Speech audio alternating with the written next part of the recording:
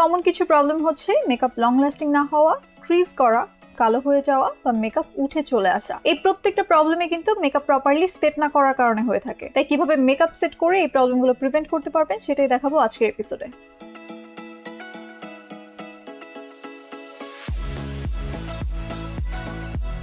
Foundation যাতে oxidise না করে বা যাতে কালো না হয়ে যায় সেজন্য ফাউন্ডেশন এবং কনসিলার ব্লেন্ড করার সাথে সাথে লুজ পাউডার দিয়ে সেট করে নিতে হবে। মেকআপ অক্সিডাইজ করার প্রবলেম কিন্তু অয়েলি স্কিনে সবথেকে বেশি হয়ে থাকে। তাই একটা পাউডার পাফ দিয়ে পুরো ফেসের মেকআপই সেট করে নিতে হবে। মেকআপ সেট করার টেকনিক কিন্তু স্কিন টাইপ অনুযায়ী আলাদা আলাদা হয়ে থাকে।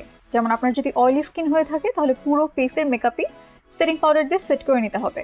আর আপনার যদি ড্রাই স্কিন হয়ে থাকে তাহলে পুরো ফেসের মেকআপ পাউডার দিয়ে সেট করার কোনো প্রয়োজন নেই। আপনি শুধু আপনার ফেসের যে এরিয়াগুলো ক্রিজ করে সেই এরিয়াগুলো পাউডার দিয়ে সেট করে নিতে পারেন। অয়েলি স্কিনের ক্ষেত্রে ব্রাশের পরিবর্তে পাউডার পাফ দিয়ে সেট করা বেটার হবে, কারণ এটা আমাদের স্কিনে মেকআপ লং লাস্টিং করতে হেল্প করবে। আর ড্রাই স্কিন যাদের, তারা এরকম ফ্লাফি পাউডার ব্রাশ ইউজ করে খুবই লাইটলি ফেসের মেকআপ সেট করে নিতে পারেন। ফাউন্ডেশন যাতে অক্সিডাইজ না করে বা কালো না হয়ে যায় সেজন্য ফাউন্ডেশন এবং কনসিলার ব্লেন্ড করার সাথে সাথে একটা সেটিং পাউডার দিয়ে সেট করে নিতে হবে। এভাবে ফাউন্ডেশন এবং বাতাসের অক্সিজেনের মাঝে পাউডার একটা ব্যারিয়ার হিসেবে কাজ করবে, যেটা ফাউন্ডেশনের অক্সিডেশন প্রিভেন্ট করতে অনেক হেল্প করবে। আর অক্সিডেশনের প্রবলেমটা যেহেতু অয়েলি স্কিনে সবথেকে বেশি হয়ে থাকে, তাই পুরো ফেসের মেকআপই একটা পাউডার পাফ দিয়ে সেট করে নেওয়া বেটার হবে। পাউডার দিয়ে সেট করার পরে ফেসে ব্লাশ, হাইলাইটার, কন্ট্যুর বা অন্যান্য প্রোডাক্ট অ্যাপ্লাই করা হয়ে গেলে একটা ফিক্সিং স্প্রে অ্যাপ্লাই করে নিতে হবে। এটা অক্সিডেশন প্রিভেন্ট করার পাশাপাশি মেকআপ লং লাস্টিং করতেও কিন্তু অনেক হেল্প করবে। যাদের skin tone medium to deep বা ওয়ার্ম আন্ডারটোন, তারা বানানা পাউডার ইউজ করে মেকআপ সেট করতে পারেন। কিন্তু আপনার স্কিন টোন যদি ফেয়ার হয়ে থাকে বা আন্ডারটোন কুল হয়, সেক্ষেত্রে বানানা পাউডার দিয়ে সেট করলে আপনার ফেস একটু ইয়েলোইশ দেখাতে পারে। এক্ষেত্রে ট্রান্সলুসেন্ট পাউডার বেটার হবে।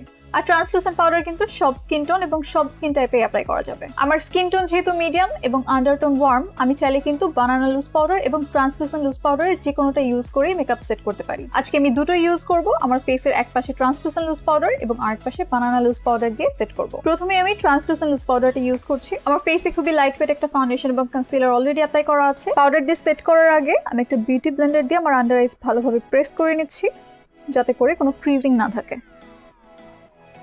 এবার নোটের এই ইনভিজিবল সেটিং পাউডার দিয়ে আমি আমার আন্ডার আইস সেট করে নিব। দেখতেই পাচ্ছেন আমার এই পাশটা কিন্তু বেশ ব্রাইট দেখাচ্ছে। এই পাশের মেকআপ সেট করার জন্য আমি W7 এর বানানা ড্রিমস লুজ পাউডারটা ইউজ করছি। অতিরিক্ত পাউডারের কারণে যাতে আন্ডার আইস প্যাচি না হয়ে যায় বা হেভি না হয়ে যায়, এজন্য হয় আপনার হাতের ব্যাক সাইডে অথবা এরকম ক্যাপে রাব করে ইভেন আউট করে নিতে হবে। ক্রিজিং অ্যাভয়েড করতে পাউডার অ্যাপ্লাই করার আগে একটা বিউটি ব্লেন্ডার দিয়ে ভালোভাবে প্রেস করে নিতে হবে। ওয়ার্ম আন্ডারটোন হওয়ার কারণে দুটো পাউডারই কিন্তু আমার স্কিনে খুব ভালোভাবে ম্যাচ করছে। এবার চলুন জানিয়ে দেই যাদের স্মাইল লাইন বা আন্ডার আইস অনেক বেশি ক্রিজ করে বা অতিরিক্ত অয়েলের কারণে মেকআপ লং লাস্টিং হতে চায় না, তারা কিভাবে মেকআপ সেট করবেন। ক্রিজিং অ্যাভয়েড করতে এবং অতিরিক্ত অয়েল কন্ট্রোল করতে সেট করার পরিবর্তে বেক করতে হবে। আর বেক করার জন্য একটা ড্যাম্প বিউটি ব্লেন্ডার দিয়ে একটু বেশি পরিমাণে পাউডার নিয়ে নিতে হবে।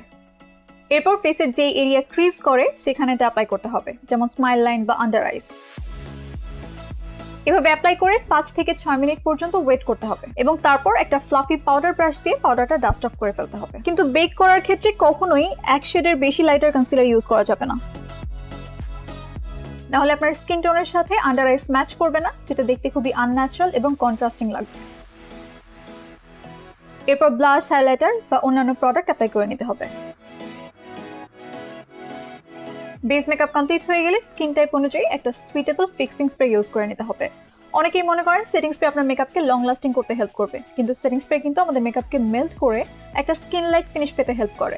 এজন্য লং লাস্টিং মেকআপের জন্য সেটিং স্প্রের পরিবর্তে ফিক্সিং স্প্রে ইউজ করতে হবে। এটা আপনার মেকআপকে অয়েল, সোয়েট এবং হিউমিডিটি থেকে প্রোটেক্ট করতে হেল্প করবে। আজ আমি ইউজ করছি রেভলিউশনের glow fix illuminating fixing spray. এটা ড্রাই, কম্বিনেশন বা ম্যাচিউর স্কিনের জন্য সুইটেবল। যাদের স্কিন অয়েলি তারা এটার matte fix oil control fixing স্প্রেটা ইউজ করতে পারেন।